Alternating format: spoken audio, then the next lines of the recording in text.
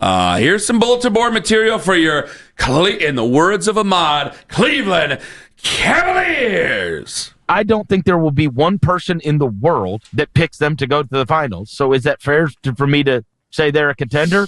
I think there's a lot of these other teams that somebody might pick to make the finals. Do you think there will be one human being outside of the city of Cleveland that picks Cleveland to go to the finals? Yes. Zero, right? No. Yes, on. I think No. yes. No, you don't. If you look at the Eastern Conference, Come on.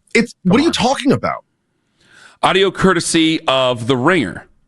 Okay, I have heard people say they will come out. They're the favorites in the Eastern Conference.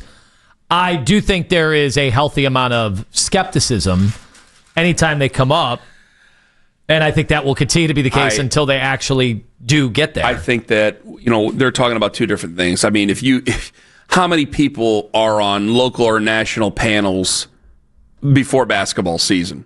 So out of 100 different media personalities, there's probably going to be a person on each panel who goes, why can't you guys talk about the Cavaliers? Why aren't you guys saying the Cavaliers? I'm sorry, Donovan Mitchell's not an MVP finalist over the last 3 years. Evan Mobley's not one of the best young budding superstars and defending defensive player of the year in this league.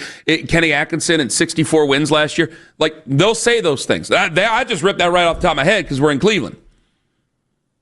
Who is the person who said who's going to be picking? I don't know voices from voices.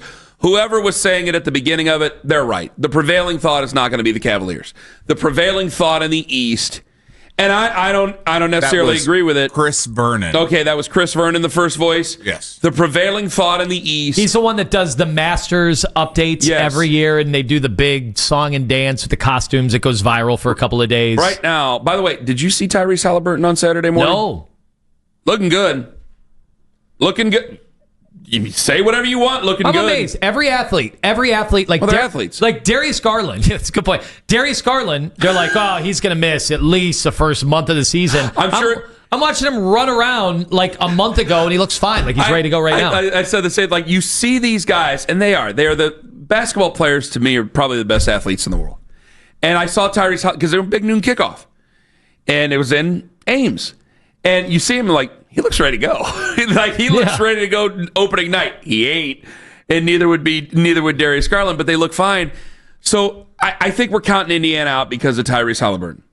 Are we counting the Bucks out, or are we leaving them in because of Giannis? I'm obviously putting the Cavs ahead of them, and for the regular season, it's a conversation we're going to have a lot. But I think the Cavs are going to win the most games of any of the team in the Eastern Conference, and I am looking forward to seeing what kind of a challenge Detroit, what kind of a challenge Orlando presents, because we know those will not be easy series. I would pick the Cavs in both of those. Yes, the Knicks, I probably would pick the Knicks to beat us. But I think a lot of teams are going to want to take the Knicks, and part of that is just to win the finals. I've seen Jalen go to the finals. Part of it, I've seen Jalen Brunson beat Donovan Mitchell twice, so I don't think the Knicks are going to be scared of the Cavs, but I think they'd be awesome matchups. I think they could go either way. When the Cavs won 17 in a row last year, there were starting to be a lot of people who wanted to line up and go, why can't the Cavs beat the Boston Celtics? I think you'll find an overcorrection. I think the Cavs are going to win a boatload of regular season games. And I think you're going to be frustrated, and I think the fans are going to be frustrated. Now, you'll be frustrated by two different things. Well, you're going to be frustrated because the fans are not going to care as much as they did over the last 2 years about regular season games. I think the Cavs are the Baltimore Ravens of the NBA, where it's like you're expected to win in the regular season. The regular season is a formality. Now we care about the postseason. What are you doing against the Bills in the postseason? What are you doing against the Chiefs, et cetera, et cetera? What are you doing against the Knicks? What are you doing against the Bucks? What are you doing against Oklahoma City if you do make the finals? I think the Cavs, in so many ways, are the Ravens of the NBA. And I think you're going to be frustrated because they'll probably win a big, like opening night is against the Knicks. If they win against the Knicks opening night, we could be sitting there a couple days later go, where's the excitement? There ain't going to be a lot of excitement. I think it's going to be expected. I think you and I will make a big deal. I think you'll want to go to the phones, and it's just going to be gray the whole way through. Yeah, I mean, and they're going to be waiting for you to talk Browns. I could see that. They're going to be people in two different categories. There's going to be the category of, I'll believe it when I see it, and then there's going to be the category of, oh my God, Evan Mobley looks better. Because every day he's going to flash stuff that you haven't seen before. I hope. But if you win a bunch of games again, like I don't know if you can win 17 in a row again for crying out loud. That's a tall order. But if you win a bunch of games in a row, I could see you winning 8, 9, 10 in a row at some point during the season this next year. That is a lot, but still, I could see you winning a lot of games in a row, a nice winning streak. And I think there will be some fans who are basketball first, younger basketball first fans, which I got another story to tell you about that off the air, by the way. We might bring it on the air, but today's not the day. You might see younger basketball first fans who are going, why aren't we getting respect? Why aren't we getting respect? Why are we not getting the respect we deserve? Because to the national pundit, you're getting the respect you deserve. You're getting respect you deserve as second or third most serious team in the East. That's their respect for us. Brought up the Ravens. We had somebody call in today over the whole Baltimore celebration anniversary thing, and what did they say? Lamar Jackson's never going to win anything. Well, that's what people are going to say about Donovan Mitchell, until it happens. They're just going to say that, and he's not getting the level of hatred that some of the NBA stars do get for not winning. Guys like James Harden, Joel Embiid, they get it all the time about, you haven't won anything. Donovan, people seem to really like him around the league, but he hasn't won, and he's not really going to get that type of credit or move into that stratosphere, even though he was all NBA first team this year. He's not going to get that until they're able to advance. I do wonder, are people going to be scoreboard watching this year? Not for games in the standings. I'm talking, are you going to be sizing up the Knicks and Milwaukee and Orlando and Detroit? I think the only way, and Atlanta. The only way we change this conversation about the Cavs being taken seriously is if Evan Mobley takes that next step.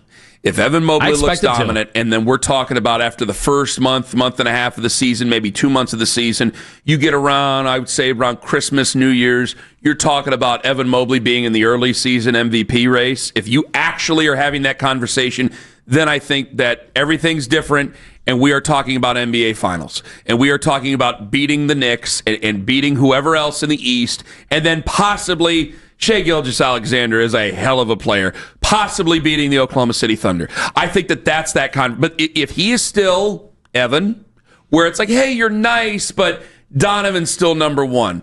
If Donovan's still number one, you're still number 3 as the biggest threat out of the East, or for the NBA Finals, you are still lower on that totem pole if Donovan's still your guy to the national media. You have to change that. Which game are you more excited about? Martin Luther King Day, 2:30. It's an NBC/Peacock. Oklahoma City, your reigning champions, the Thunder, coming to Cleveland. That's January 19th, or a little over a week later, 9 days later, January 28th, the Lakers coming to town. MLK Day, middle of the afternoon. I love MLK Day matinees. Yeah, 100%. That Lakers game is on a Wednesday. Could be LeBron's second final game in Cleveland, unless we're talking finals. He plays 41 at home the next year. We get through a Cavs segment without ever mentioning LeBron. 41. We're going to get LeBron 41 dates. I feel like one of the people last month going, can we just get through one Brown segment without mentioning the 5th round pick? Can we get through one? Well, the tickets go on sale today. Today, I think at 2:00. I think tickets on sale for non-season ticket holders. Did you see the 5th round pick is still in the top 5 of rookie jersey sales? I have it on my phone. Did you see that the 5th round pick's jersey was hanging right next to Myles Garrett in the team shop? I did. What does it all mean, Kenny? What does it all mean? He's an insanely popular person, guys. We can't just not talk about that guy. He might get mentioned around 9:45. And he was the emergency head coach in week 1. The emergency quarterback. No, we said head coach because he consoled the kicker. He showed some real leadership.